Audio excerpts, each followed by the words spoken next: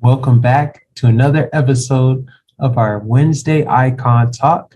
Tonight is our Masterclass 19. And what is that? Well, Masterclass 19 was diversifying your business international trade and using immigration to your benefit. And that was sponsored by our company, the American Immigration Legal Center. And I was there, Her Excellency Reverend Dr. Attorney Diane Moore Eubanks, Miss Senior United States, Miss Senior Florida United States, and Miss Senior Jamaica Universe. And our guest was, of course, my bestie from law school, who is one of the only Black attorneys on Wall Street, none other than attorney Richard Wright of the law offices of Richard Wright, LLC, and my dear friend and just an expert on international trade, Paola Isaac Baraya, Florida International Trade and Cultural Expo, Broward County Government. Yes. So thank you. So sit back, relax, and enjoy.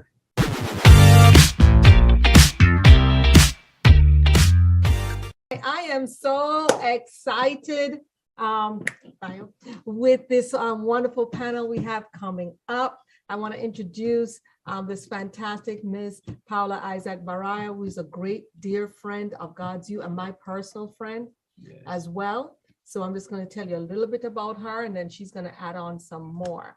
Paola Isaac Baraya is the Economic Development Specialist International Trade at the Broward County's Office of Economic and Small Business Development. She's more than that. She is the lightning rod for all of Florida for trade.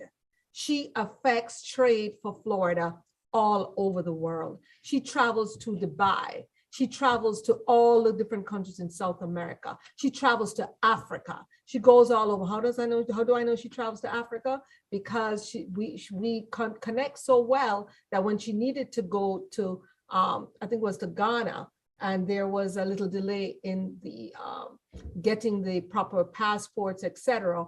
One call to GODSU was a call to Ghana, was a call to immediately getting her passport overnighted to her and having her in front of the great mayors and the great folks there in Ghana. She's met personally Ambassador Dr. Bafor Ajabewa through GODSU and has had him on multiple stages and platforms since. He's still trying to get on our platform. And so we're going to keep hoping that he can get in. Now, Ms. Baraya's role involved developing and implementing international trade policies and strategies to further the county's position as a global center within the South Florida region and within the entire United States. So she has assisted so many companies to reach global markets through the export readiness steps to exporting, as well as she helps people with importing the Florida International Trade and Cultural Expo, something that GODSU has been involved in for many years. And through her help and through the help, of course, of Commissioner Dale V.C. Holness, we've been able to be the ambassadors for all 55 countries and attract high-level embassy staff as well as business owners that we've had to come through. So if I read her entire bio, we're going to be here for at least 3 hours. That's how accomplished this young lady is. But what I wanted to ask her to do for us for the next 20 minutes is kind of take us slowly through the process of when we have our Nigerian counterparts for GODSU stating that, look here, I want to open a company here in the US. I'm not a resident, I'm not a citizen, but I have a visitor's visa and I'm going to be in the US for 6 months and then I'm going to go back. I want her to let us know what they can do in that 6 months to set up their companies in South Florida. Miss Paola, please take us away. Thank you so much. Well, first of all, I just want to concur with what you're saying. It's an honor to be here, and you guys are a tremendous partner and force in this community, and we've been partnering for many years. And yes, I remember Ghana trip, thanks to GODSU, We were able to have these strategic meetings there. It was amazing. But not only that, I know you've been the Africa lead for FITSE, for the Florida International Trade and Cultural Expo. And this year was spectacular. Thanks to you, we invited so many ambassadors from Mauritania, Namibia, and also, of course, great representation from Ghana. Mayor of Accra came, Nigeria, we had Minister of Labor. So it's thanks to you and our collaboration. So I just wanted to make that little note before I start. So God bless. Thank you. And on that note, yes, I'm here in South Florida, but I want to talk in general terms. If anybody coming to the US and wanted to expand their business here, maybe they're coming on vacation, as you mentioned, and they said, hey, you know, this is a great place to do business. I would like to stay here in Florida and the United States to do business. And basically, you know, there is ways to, I'm not an expert in immigration, so I have to make a disclaimer. And I know with immigration, you guys are the expert. You know, there are specific dates. When you come here as a visitor, you can't necessarily sometimes register right away as a business. You might have to go back and then register. So that I wouldn't be able to comment on that.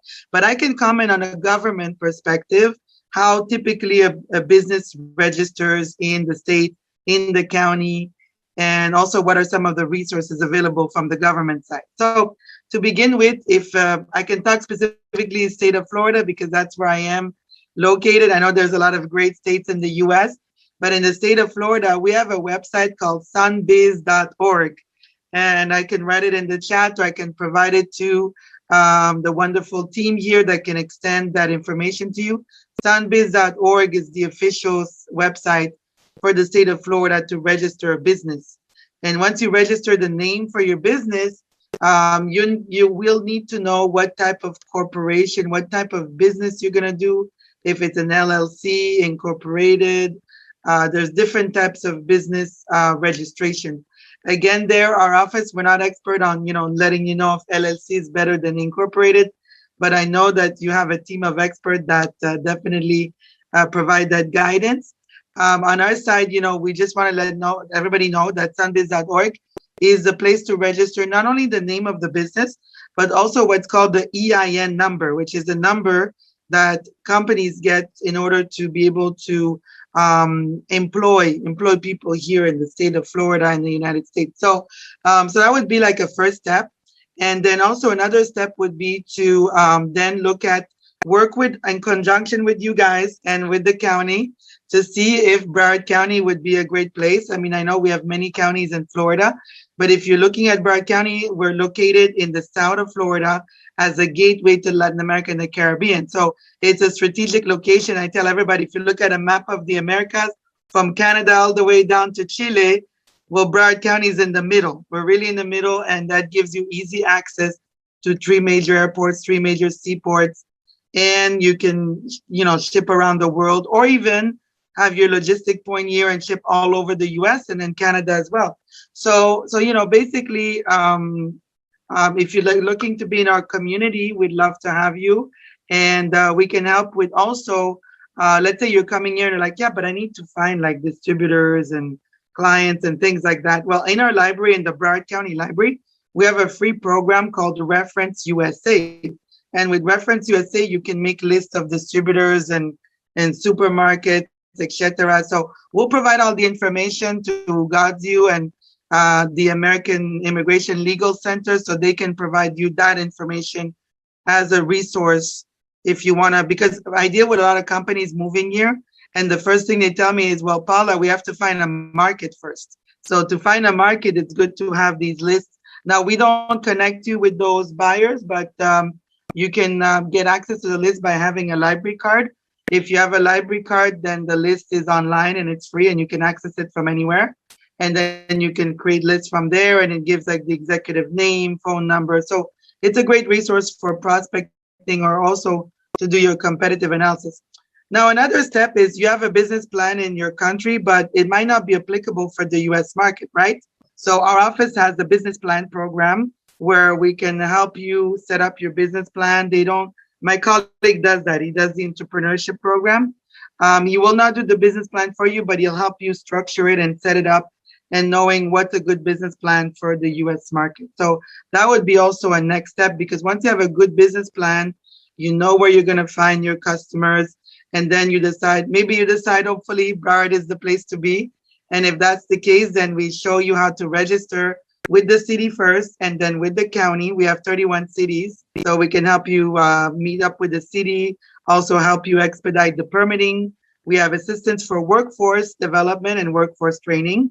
So if you need to find employees for your business and train them, there's training grants.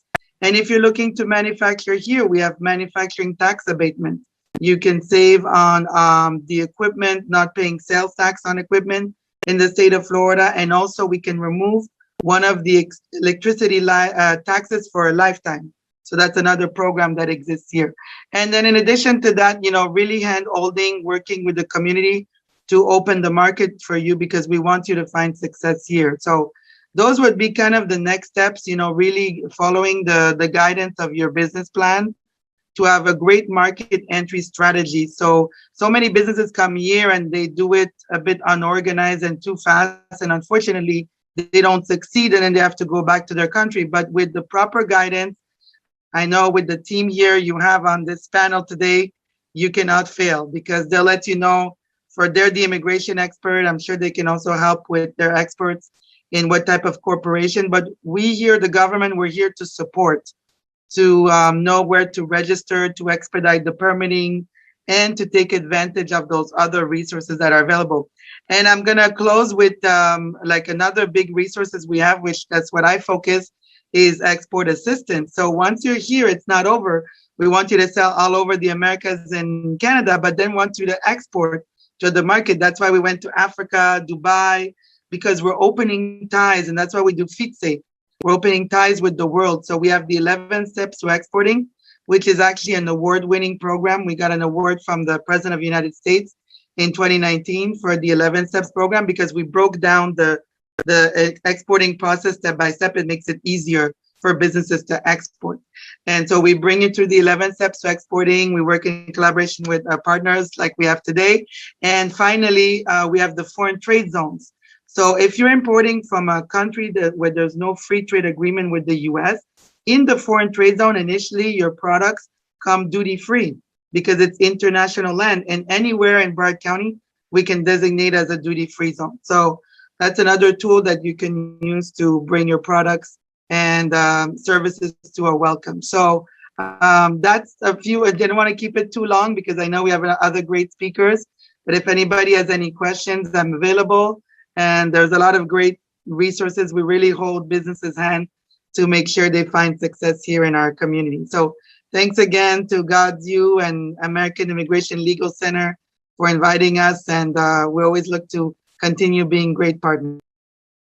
Oh my word, you bless so many people. You have no, well, because you're from Montreal, you're an immigrant here like I am. And so you know how scary it is when you come somewhere new and you don't know anything or whatever. You're there to hold their hand. I can truly tell people that she's so passionate that whether she gets the funds to go and help a country or not, she'll take it out of her own pocket and go. I saw her do that with the Middle East. She went and got several sheiks, because she was like, we need some sheiks up in this place. Okay, so how are we going to do that? They said they don't have it in their budget, and she took her own money. And I have the same passion for FITSE, because we talk and I said, oh my goodness, I have folks in Texas, I have folks in Atlanta, I have folks in DC. Do you have a budget? She said, no. I said, that's okay. I went anyway.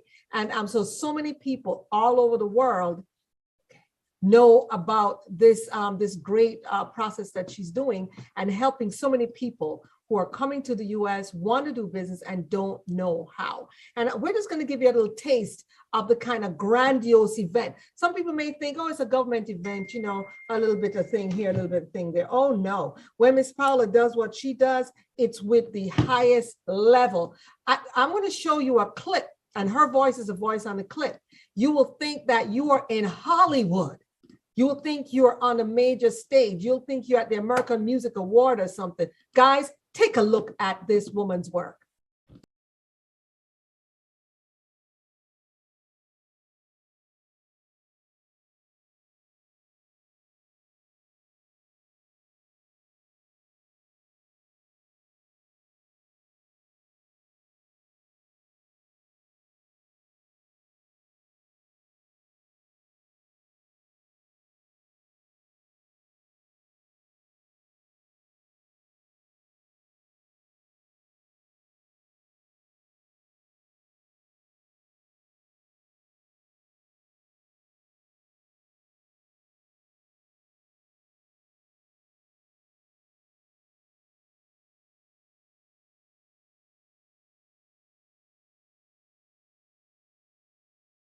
Wow, that was an amazing. I have such great memories.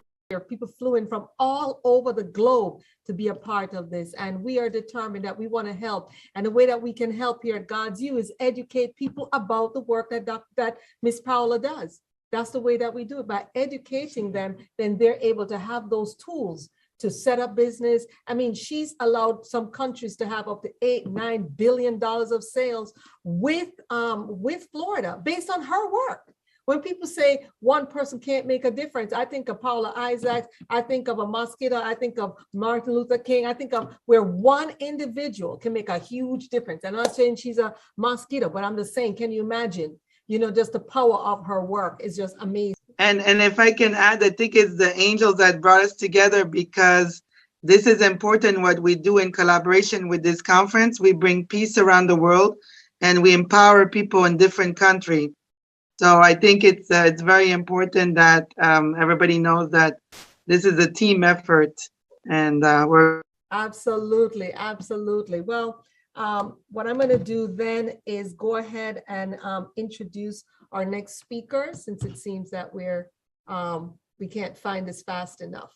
So get the bio for the next. Okay, so the next speaker that we have comes in from New York, all the way from New York.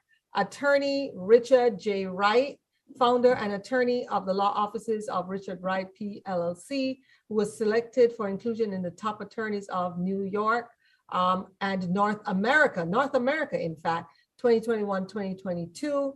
He focuses on personal injury, immigration, estates, and has recovered millions of dollars to help folks. But most importantly is that he is Cairo's godfather, and I've known him before I completed law school. We went to law school together at Georgetown, and he was my best friend in law school. And so it is so, I'm so proud of him when I just see the wealth, the notoriety, the great achievements that he's achieved over the years. Just an outstanding. In fact, he arranged for my first judicial clerkship with Judge Sheila Abdul Salam, right there in New York, where I worked with her and clerked with her because of him, because of this great attorney, Richard Wright. This was many years ago. And so she was the first Black woman that was Islam, first woman, first Black, first everything. There in New York, and he's the one that gave me that interview, gave me that ability to clerk with her. So without further ado, with many years of experience, over 30 years of experience, we have Attorney Richard J. Wright on here. Can we have him to speak, please? Yes. Thank you for introducing me. Such a pleasure to be here. I'm very proud of you, very proud of Dakar, Cairo, Sudan. You're all blessed, and that smile and that commitment to making changes around the world, to make a difference in the world, has never ceased. Continue with your commitment and devotion to make this world a better place. God bless you all, and I see that your children are carrying on the tradition. You had mentioned Sheila Abdul Salam. She's deeply missed. She was the highest-ranking Black jurist, highest-ranking Black female jurist in the state of New York. The highest state court in New York is the Court of Appeals, and she was nominated to be on the Court of Appeals, and she served with honor. But unfortunately, this is just one example of no matter how much progress one may achieve, no matter how much intellectual skill and intellectual ability and competence one may have, sometimes people may be struggling with mental illness. And unfortunately, she was suffering from mental illness, and it appears that she committed suicide on the exact same anniversary of her brother committing suicide. And her mother had also committed suicide. This is a little distraction, but if anyone needs help, if anyone suffers from mental illness, it's very important to seek help. And you may observe a person externally, but you don't know what's going on internally in that person's mind and brain. because she was absolutely a wonderful human being, very intellectually gifted, a top legal scholar, and unfortunately, the demon took hold of her, and she's not with us. And I was so pleased when you were selected by her to be her clerk, but it's not me that did it. You're the one who deserve it. It's I was just a conduit, and you prove yourself to her, and you continue to do so. Now, if you want me to discuss a little bit of my specialty, particularly area of immigration law, like you, Diane Moore Eubanks, I too was an immigrant. I migrated from Jamaica like you. And when I came to America, it took me 15 years to obtain my green card. Throughout that period of time, I was accepted at Georgetown Law School, which we attended law school together. But unfortunately, I had to withdraw from school, given that I did not have my my papers, my so-called green card. And I had to wait 8 years to return to school. And during that 8-year period, I had worked at a couple law firms, fortunately. But I had to wait 8 years, and once I returned, I had to start all over again from the very beginning. I completed 1 year at Georgetown with Diane Moore Eubanks, and she was exceptional. She was a phenomenal student. You still have that charisma.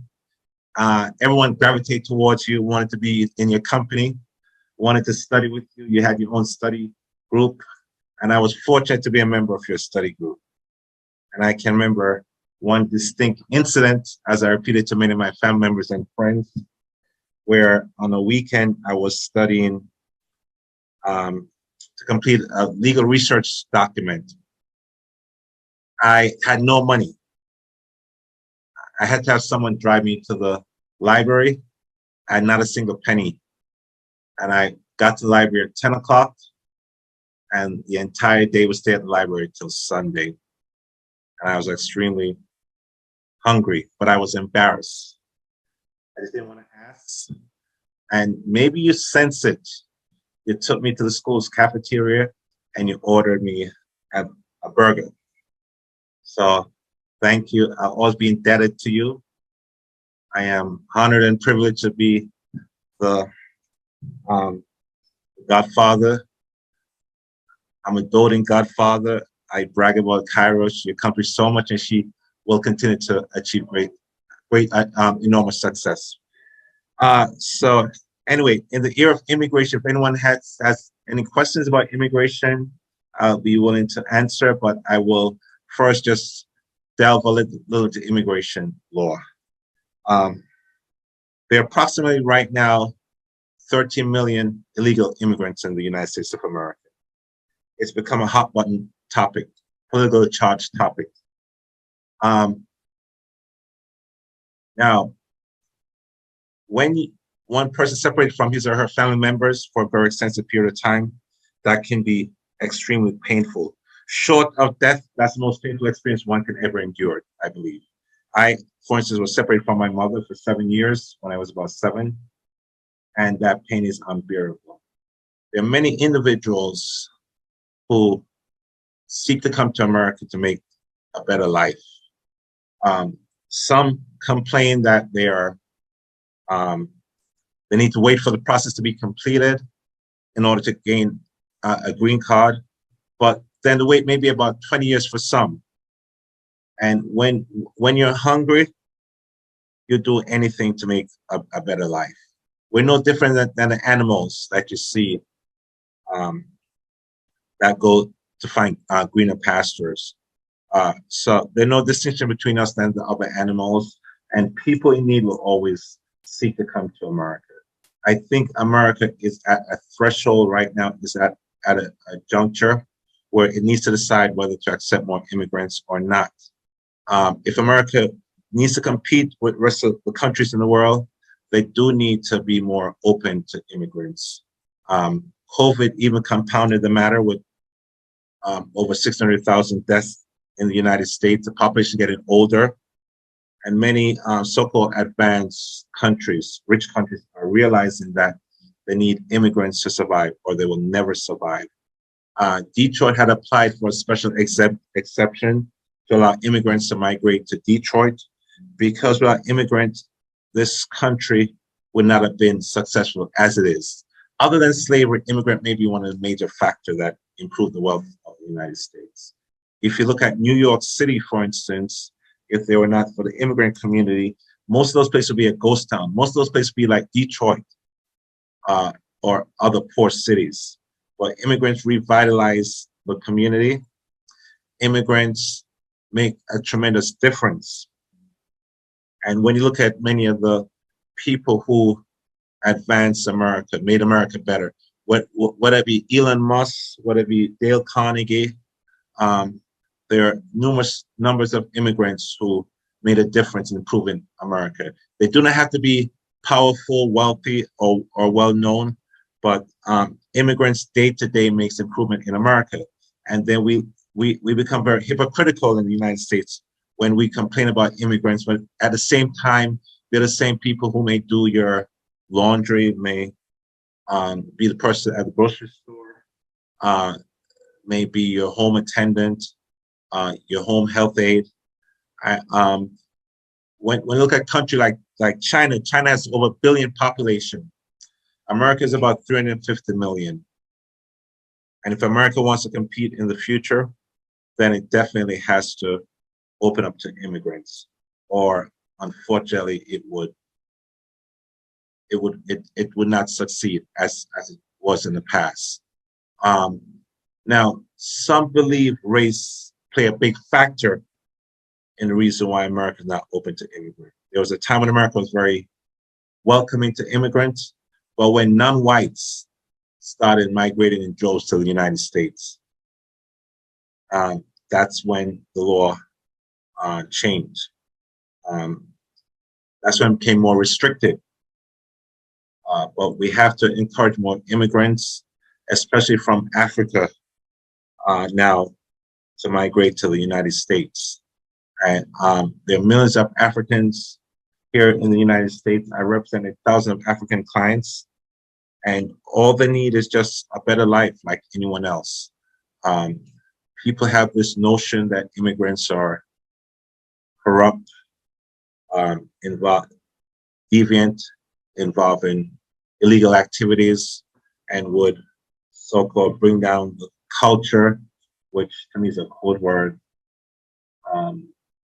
It's a dog whistle. But immigrants do improve the lives of America. And right now, if we want to succeed and be just as powerful, we're still maybe the most dominant country, but this will not continue if we have a cap, the cap that we have on immigrants. We will certainly fail in the long run. Yes, and those are some great points. And what we're doing here, Attorney Richard, is that we're encouraging immigrants and businesses outside the United States to come and do business here, as well as encouraging Americans to do business, particularly in Africa, because since they've made me the ambassador for trade for Florida for Africa, I want to make sure that we increase the amount of trade going back and forth. The thing is that you have countries like Nigeria and Ghana who really, they don't do much business to business with the US. They really don't. Countries like South Africa, for example, 2 years ago when we were at FITSE and we sponsored the African panel, the Africans that came over from South Africa, their business to business trade was $9 billion with Florida. I don't even think that Nigeria or Ghana even have $1 billion in terms of trade. And the country, the state of Florida did $8 billion with South Africa. If the way that we're going to be free, in my opinion, is that we have to be financially free. We have to be spiritually free, number one. We have to know who we are and whence we came from. Understand that we Africans, right there with the Middle East, all used to be one block, one land mass, etc. before it was separated by the Suez Canal. Understand and be proud of our history. And after we get that spiritual freedom, we need to have financial freedom.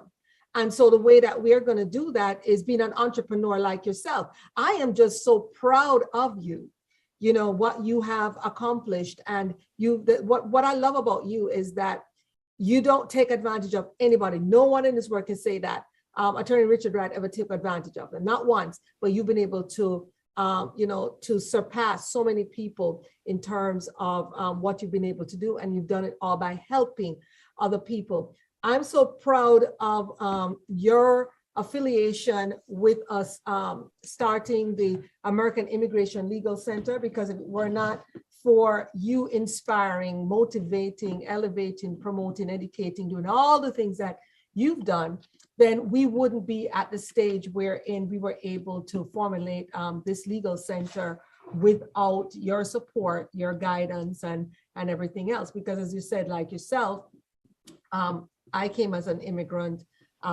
as well. So we're right here. I want you to talk a little bit about if someone, for example, comes from Ghana, Nigeria, Sierra Leone, they land here in Florida or they land in New York, they have a 6-month visitor's visa. What can they do to set up a business while they're here, or open a bank account, or do those types of things that's going to elevate them in the long run in terms of business? Well, if you're given a 6 months visa, America does not expect you to stay within the entire 6 months. They don't expect you to exhaust that period of time. They do not expect you to open a bank account because in effect to them, it means you're staying here permanently and you're given a visa. But the people have images of immigrants, of undocumented immigrants, as being those who are crossing the border, particularly from Mexico. But the vast majority of undocumented immigrants, like myself, came here on a visa, and they did not return. They're given six months to return. And even if they return after about 4 or 5 months, it's up to the Border Patrol's discretion as to whether to admit them back into the United States. The Border Patrol usually get very suspicious if you spend a very extensive period of time in the United States, because to them you're not here on a visa. Typically, a visa, they anticipate you stay here three weeks. But for millions of people, they do not return like me. Now, if you want to open a bank account while you're here, though, and you're just given a visa, it's almost impossible. But it may work in some cases. It all contingent on the bank. That's a very important factor, and all contingent on what would improve your chances of getting a bank account is that if the bank account is your place as a joint account holder. If the bank account is already in someone's name and you're placed as a joint holder, then perhaps that particular bank. But again, it varies from bank to bank, and sometimes it varies from branch to branch. You may have someone who's very sympathetic, understanding, and would open the account for you, and there are others who may not, who may say you need Social Security number, you need various documents. So it can be very, very difficult. But if you arrive here on a visa, it's not anticipated that you'll exhaust a full 6 months of visit. Yeah. They expect you to return. Expect you to return. Attorney Wright, let me say this. What we've been doing is whenever we have anyone to come in for business, for a conference or whatever, we basically want them to get business minded, because the people who we do business, who we are here in GODSU, are all business owners. That's number one. Yes. So before 2021, you could open an account at Wells Fargo, for example, with a visitor's visa. They never bothered you. You could just go. And I noticed this is why I said it's from bank to bank. Bank to bank. Yeah, but this year I referred some business folks to Wells Fargo, and they stopped doing that. But that was the norm. I mean, as soon as people come for the various conferences, when we used to do the live graduations and conferences, the first thing we do to them is tell them, hey, make sure you know if you can set up a business, if you can do those kind of things. So when you go back, you have a credit card, so you're able to do transactions without going through your government. Just so you do know, the governments of Ghana, Nigeria, and a lot of the African countries, you don't have access to your money. You really don't. You have to get permission to even send money outside of the country. So when they used to get the US credit cards, then they could do whatever they wanted. So that's why that's the first thing we always tell them to do. Well, that's a very important factor, but I just want to explain there are two issues here. You mentioned that to open a bank account, it could be number one, the branch, maybe someone at the branch is familiar with you and would be familiar with them. Right. That could be a factor. And number two, it could be that they open the account in the name of the business. If you have a business, then perhaps you could open a bank account. If you have a business, you get a tax ID number very easily. Mhm. So it could be the account was opened in the name of the business. Each state varies as to the creation of a business, of an LLC, corporation, or S corporation or so.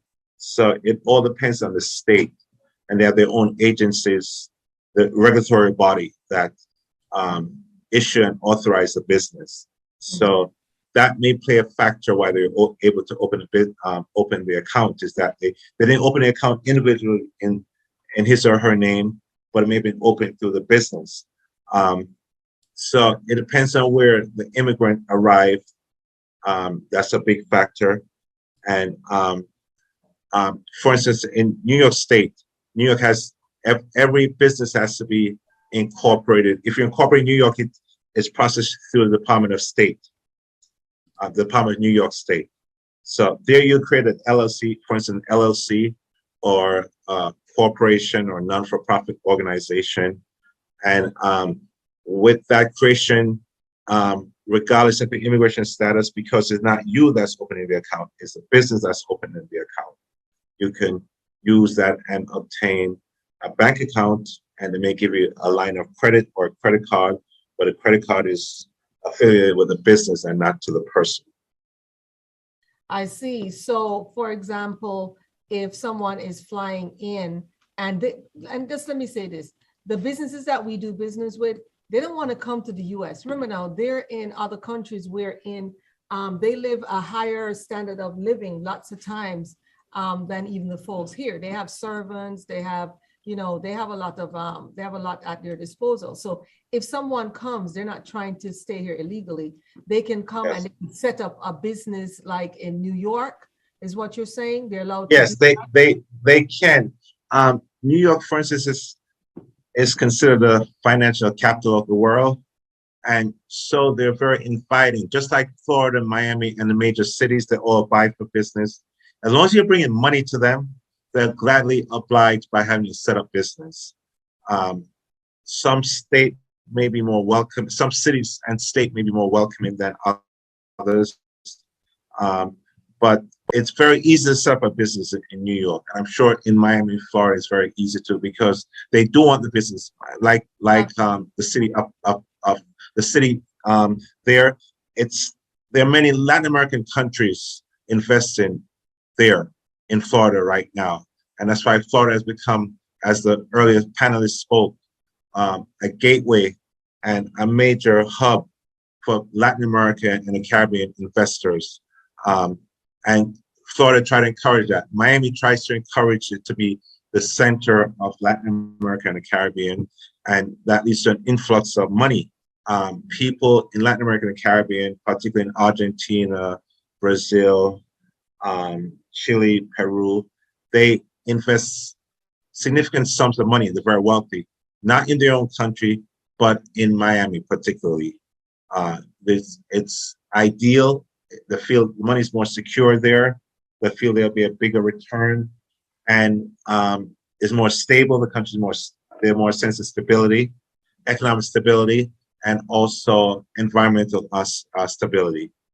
So you'd find where people are glad to invest in Miami. Now, from Africa, there are many people from Africa who migrate here or even visit, and they will place their investment here in the United States. But they're very, very encouraging. Now, there's also a program. This is how encouraging they are too. There's also a program for those who invest a certain sum of money.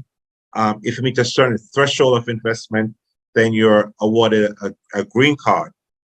And if you invest that money in certain so-called depressed neighborhood community, then you're given a green card if you make the investment. I'm not looking at the figures right now, but it's generally about 250,000. If one invests 250,000, 500,000, then they can be given a green card to migrate to the United States. Yeah. So it's changed to that, because remember a couple of years ago for that EB-5 visa, it used to be like $1 million. So they've dropped it because they really, as you said, they want to attract more talent. And there are also visas that just based if you're smart, like if you're an IT or you have exceptional talents, that you can come, or if there's a shortage. I remember one time there was a shortage of math teachers, science teachers, and for that they made exception. I wanna just let you know that the work that you're doing, helping other immigrants, because you've actually been through it, I've been through it, and so you know what you're doing. It's ministry. You're changing other people's lives, and you never overcharge. In fact, you undercharge. I need to talk to you about that. And charge some more.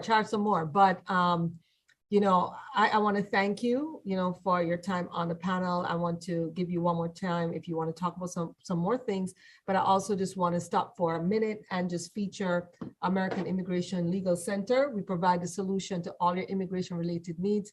And we are waiting, sir, on your photo shoot, because we told you we have a space on there that you're supposed to do your photo shoot, so we can add you on. There we are.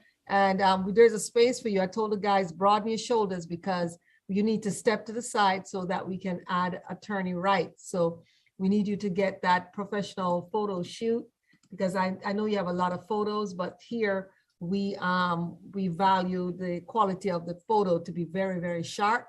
And so we want you right there in the middle. You see between myself and Cairo, that's where you are. So we want to make sure that you get that to us. But let me just say this, at the American Immigration Legal Center, we provide a solution to all your immigration related needs. You get a free first 15-minute consultation. You can reach us at toll-free 1-833-611-VISA, which is the same as 1-833-611-8472, or 1-844-EB5-VISA, which is 1-844-325-8472. You can email us at info@americanimmigration.law or American Immigration, or or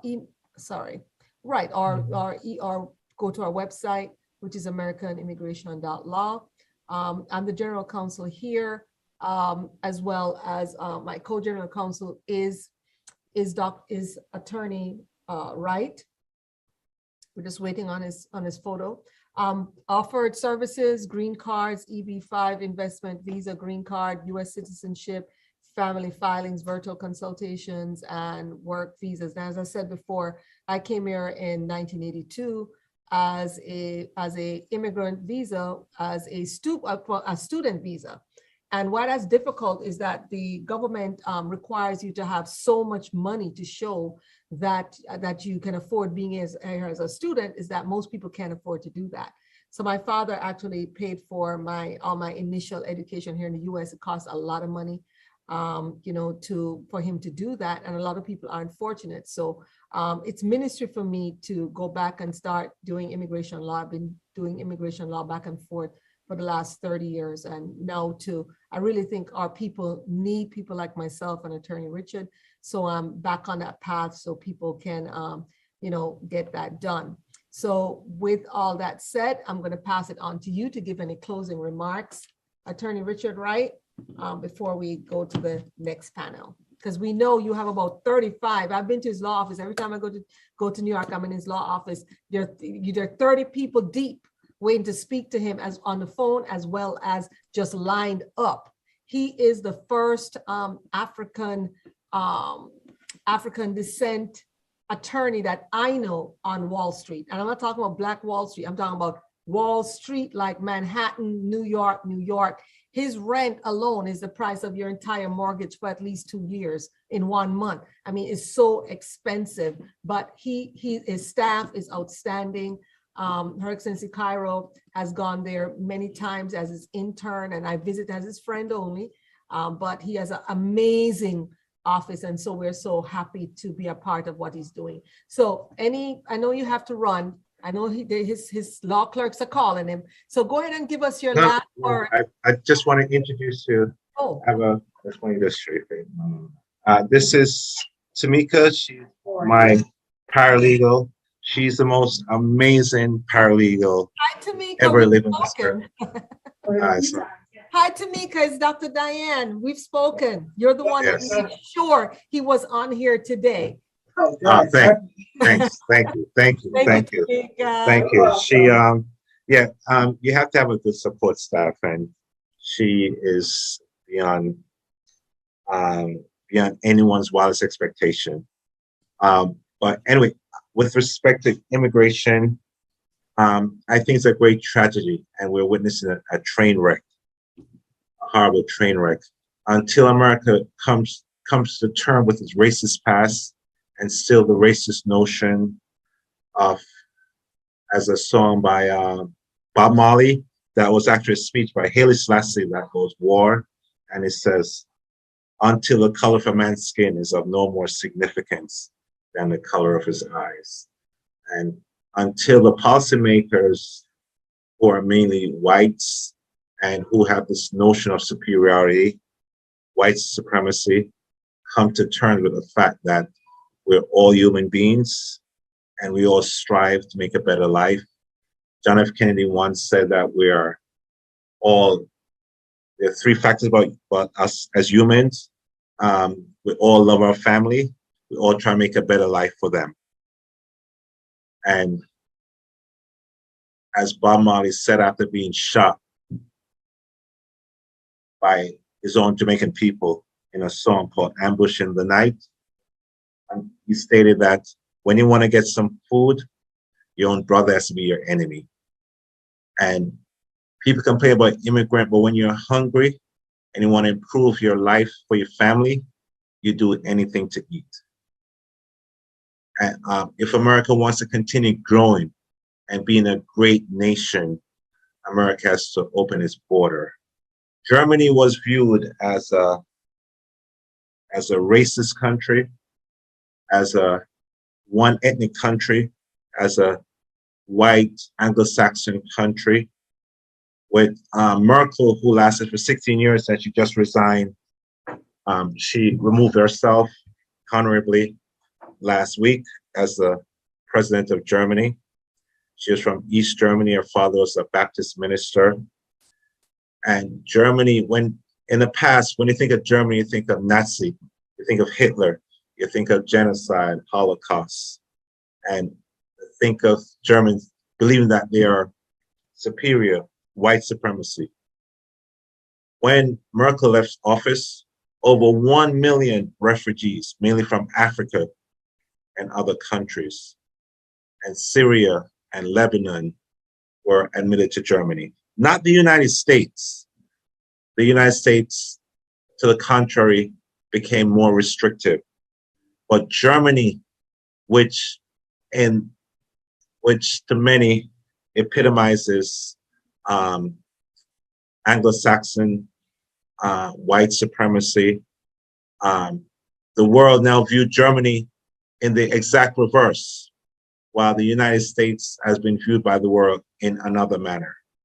And we need to respect every single human being. You talked about Africa earlier, about it being one landmass, but it's been documented conclusively proof that every single human being on this earth came from Africa.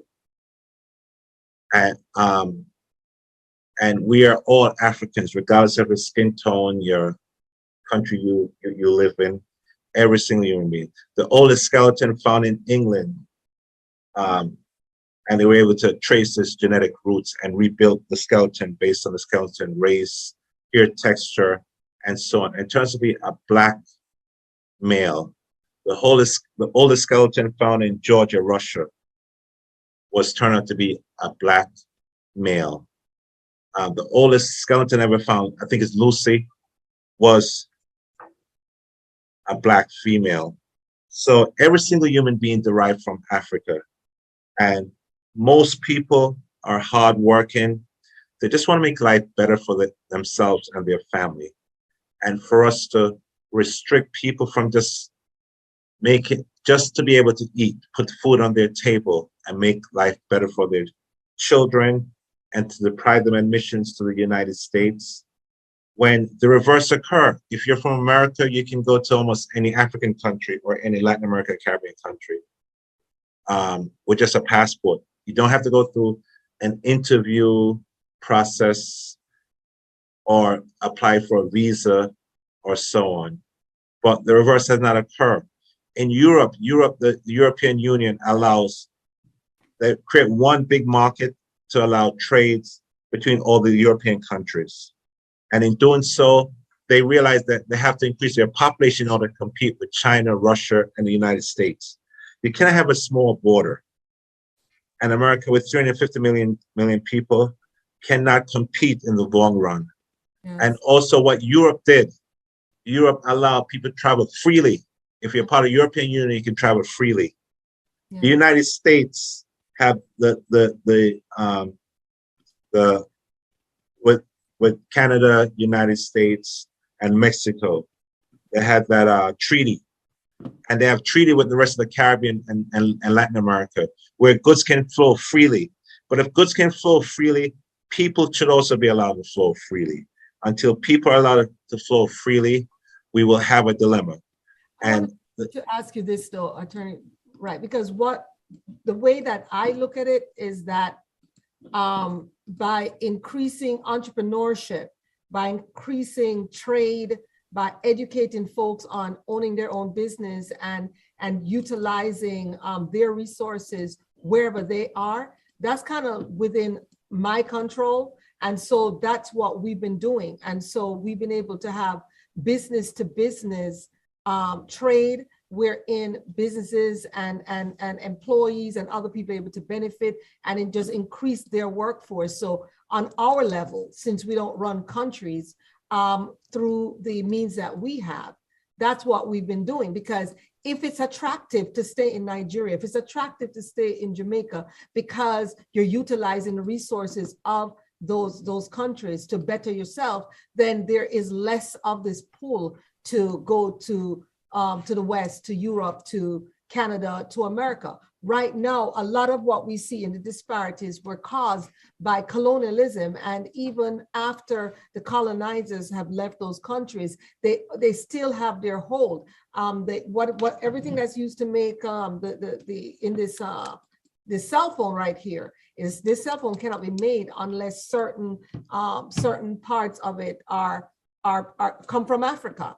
You know, when you look at a lot of everything that's manufactured and used all over the world, a lot of the beginning sources come from Africa. So if Africa, for example, say, well, I'm not just going to give you my cocoa and you go make Swiss chocolate, and we can't even afford to buy it in Ghana. You saw what Ghana did. Ghana said, unless you do a certain amount of your manufacturing here and teach us how to do it so we can sell you a more finished product, you cannot get our cocoa. So in other words, we believe in leveraging the resources that we have in our countries already, so we're not just dependent and we don't get a brain drain and everybody that's smart just moves to the West. So right now we do need to, in my opinion, release some of the restrictions, but at the same time, on our end, what we can do is encourage entrepreneurship, encourage businesses, etc. So it's like a balance, you know. Sure, I greatly applaud your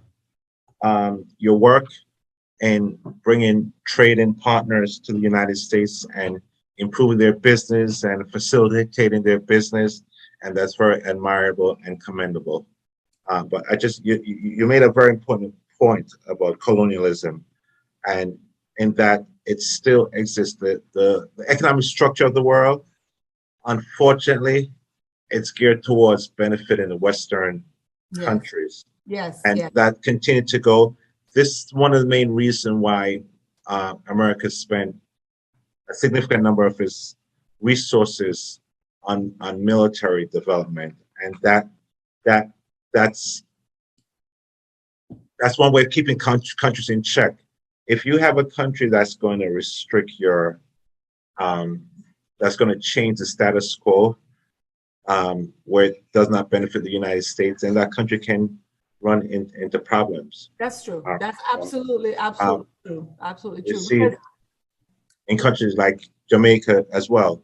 yes, yes. And you mentioned resources. Going to the moon would not have been possible without the bauxite from Jamaica.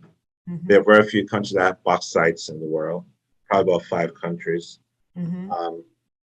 The cars, the airplane could not have been made without bauxite. And Absolutely. if you have a leader were to come and say we're going to have it owned by a Jamaican or so, then that could be a threat to the Western countries, unfortunately. And they use might, the power of the gun. And we see it happen in many parts of the world Many parts of where they want to maintain the status quo. As long as it's owned by a corporation, and normally these corporations are United States corporation. And sometimes you can have the most repressive country around, but if you allow America to invest there, then that's fine. We complain about China, but China allows us to invest there. If China were to say we cannot invest there, then we'll have a problem with China. When South Africa had apartheid, where blacks were denied the rights to vote, and 80% of the population could not vote, could not go to school, could not live where they want to live, and we have a government who blatantly discriminate, and that was their policy of apartheid, to discriminate against the vast majority of people. And when the government was only comprised of whites and blacks were excluded, the United States still traded with those countries, still maintained a relationship with those countries. So as long as you allow the United States to exploit your resources, that's fine with them. But hopefully the younger generation, they're more like Dakar and others, they're more globally conscious, and they're more unbiased and accepting and loving of everyone, and realize the world is one small planet, and they want to improve the world for others, as we see with the lady who fought for climate change, the young lady from Sweden, I think she's, I forgot her name, Greta, I forgot her name. The younger generation, they're making a big, big difference. They're the ones I have faith in, and I just want them to continue the work that they do. I'm not saying we cannot help, but until the power structure changes completely, yes, yes. until it's changed completely, we'll still have that dilemma where those countries cannot have full control. What the United States realized, that you don't need a governor general in order to run a country. You don't need a governor general. There's subtle ways you can control a country, especially if you control its wealth, its economic wealth, then you control that country. Thank you. We're seeing it here. All right. But I just want to make one last point, Okay. is that the country needs to be more free, open, and liberal to immigrants. It was at one time. The very first immigration law, though, said that only a white male citizen only a white male can become a citizen of the United States. And we have this history of oppressing blacks from 1619, when the first slave came to America. And the legacy still continues, and that white supremacy mentality still continues, that it's acting to our detriment. We could have been a much more advanced country, much more further, if we were to open to more immigrants, regardless of their nationality, regardless of the country that they derive from, because we're all God's children, and they could and would have made a difference for the United States. Awesome, awesome. And we do have folks who want to send some business through American Immigration Legal Center, and we're gonna send them, and we're gonna make sure everything is gets to you. So thank you so much. Thanks. Attorney Thank you. at law, Richard Wright, just an outstanding, upstanding man of God, a person who helps the downtrodden. He's always been that way. Thank you again for just being so real. We appreciate you, Attorney at law, Richard Wright, and we hope to get you back, and we're going to be sending some work.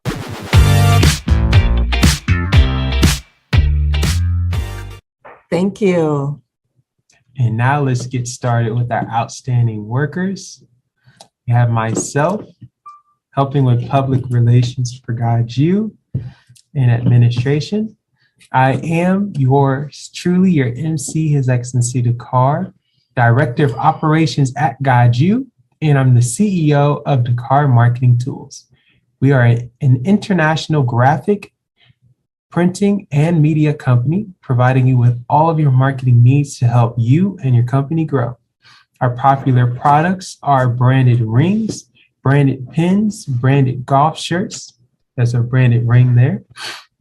Branded jackets, you can see I have here, and our GODSU African Diasporan Bibles. In addition, we provide merchandise that's crucial to your business's success, such as our magazines, banners, flyers, digital business cards, and printed business cards. With our innovative tools, you can turn your brick and mortar into an e-commerce platform. During this time of constant Zoom meetings and webinars, we at Dakar Marketing Tools want to make sure you're prepared with our Zoom for Profits course. You can follow the information on the screen for our on-demand course. Some of the what we offer are how to make money doing Zoom, Zoom Essentials, Zoom Basics, and turning your brick and mortar into an e-commerce platform. You can text us at 754-260-5157. You can also see the digital card on the screen. And also we have our Chancellor, Dr. Diane Moore-Eubanks, and she helped with public relations for GODSU. Thank you, thank you, thank you. And what's amazing, during a time of crisis, so we had the COVID crisis, so many people locked down, but for GODSU, we expanded because we already were on the online Zoom periphery already. So we just made it the main thing that we do. And it's helped us with so many students all over Africa, all over Asia, all over the Caribbean. We're able to graduate through GODSU without paying for expensive plane tickets to travel. And so we're so happy that we have our upcoming graduation, June the 4th through the 11th. But during that time, we're still enrolling to get ready for the graduation after that. So we want to invite everyone to be a part of GODSU. And today they're focusing on myself and other women as women of power. We say, whoop, there it is. So our women of power. So we really want to invite you in. I am the Chancellor, Her Excellency Reverend Dr. Attorney Diane Moore-Eubanks, the African-American who was created and currently operates Global Obadiah Seminary University. We're a 501c3 interfaith e-learning Florida Department of Education approved degree issuing religious institution. And we're multi-faith, so we're not just one faith. We have people of all faiths here.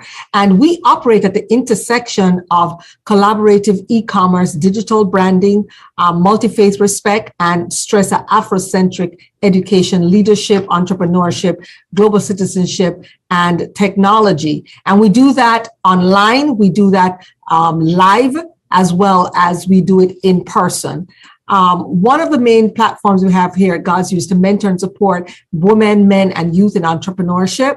I really want to extend a special appreciation to our GODSU leaders who have volunteered many hours to make this possible today. I especially want to thank those who have provided actual names, emails, and phone numbers of referrals through our GODSU nomination portal so that we can grow and expand to our goal, which is 1 million chaplains throughout the world. That way, that's the only way to bring world peace. So that's what we're doing here. So we're grateful for the opportunity to add more workers of God to our database as well as to register. So we want to invite you to our graduation. You can go ahead and register at tinyurl.com/KLVCN96. That's tinyurl.com/KLVCN96 for graduation, and also to our Empower You conference. This is a dynamic conference that has changed so many people's lives. And we also want to invite you next Wednesday for our GODSU Wednesday Icon Talk, which will again feature our last Empower You conference. It will be masterclass number 20, the importance of GODSU strong women in marketplace ministry. She's not your superwoman. That's right. GODSU Women Empowerment Series that was sponsored by Cairo Writes, Cairo Speaks, and the moderator is Dean Reverend Dr. Sandra Norris Decker. So we look forward to seeing you at that time. Thank you so much. Yes, thank you. And before you go, I want to make sure that you like, subscribe, comment, and share. And we'd love to see you tomorrow morning on our God Success Teacher Pray.